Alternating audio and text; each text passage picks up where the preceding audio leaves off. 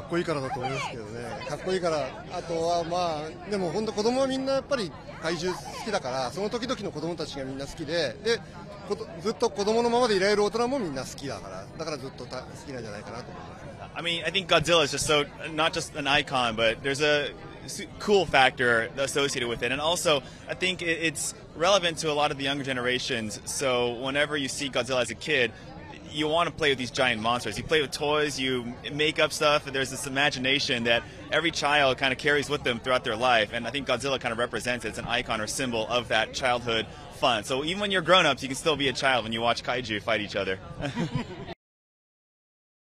やっぱりすごく有名なキャラクターだから、より一層新しいものを入れていかなきゃいけないなと思ってて、でも昔も大事だから、昔のものを生かしながらどうやって新しさ、現代の問題を映画の中に入れていけるかってことをすごい考えました。For me, the challenge was how do we make it feel new while still honoring the tradition and everything that the IP has represented over the course of history. So, of course, I wanted to make sure that there was some kind of social relevance in our current modern era and updating it while also paying homage and respect to everything that's been paved before. Yeah, I mean, it's a love story between fire and water, and that was really based off of a life where I married someone that wasn't Korean, and so much of my personal life had been put into the movie, and so much of our crew. So getting to be acknowledged like this for the film, I'm just very proud.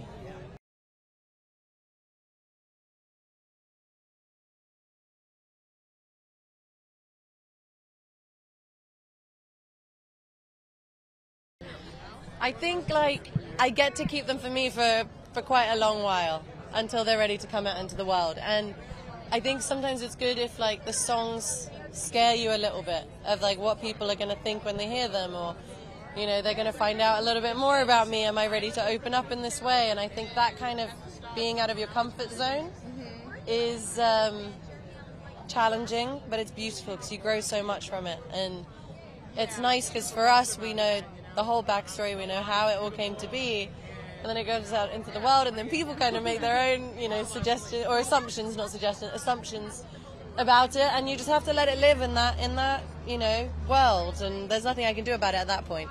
And then to wrap up, I was Absolutely. He was so incredibly collaborative, and the fact that he is, a white male, and he absolutely defaulted to every single Osage, and Native American. We had times that we're like, oh, we don't do that. They're trying to put hats on us and put our hair up for a funeral. We're like, no, Native Americans don't do that.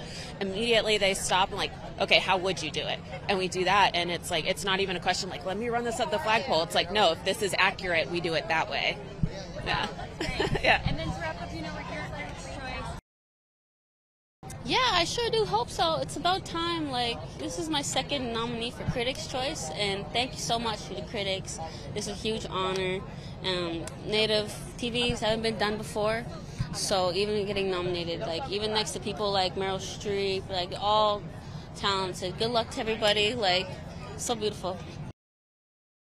I have to tell you, I had this conversation with Hannah Waddingham last night at the second of 3 parties. What you do is, for me personally, the hair comes off in the car. Sometimes the bra gets undone if I can do it on my own. Sometimes I need backup. And I get home and I ask my poor, long-suffering son, can you unzip mommy? He does. He's not excited about undoing the corset, but sometimes I need that help too. As soon as you get that off, you spend about 5 minutes scratching. Just scratching the corset lines. Any woman who's worn a bra or a long line something to a wedding knows the joy, the utter, the ecstasy of scratching your bra marks. And the shoes, obviously. The shoes are off in the limo. On the way up the stairs, you carry the shoes. Yeah. So then once you've done that, you kind of feel like you've checked, yeah. Then if you're a good girl, you wash your makeup off. I usually do. Sometimes you do, but I mean, it's not. Sometimes I like my makeup so much I want to keep it and see if it lasts the next day. Not this, I'd scare people. But sometimes I'm like, I want to see if the lashes make it another day. Let me kind of drag that out.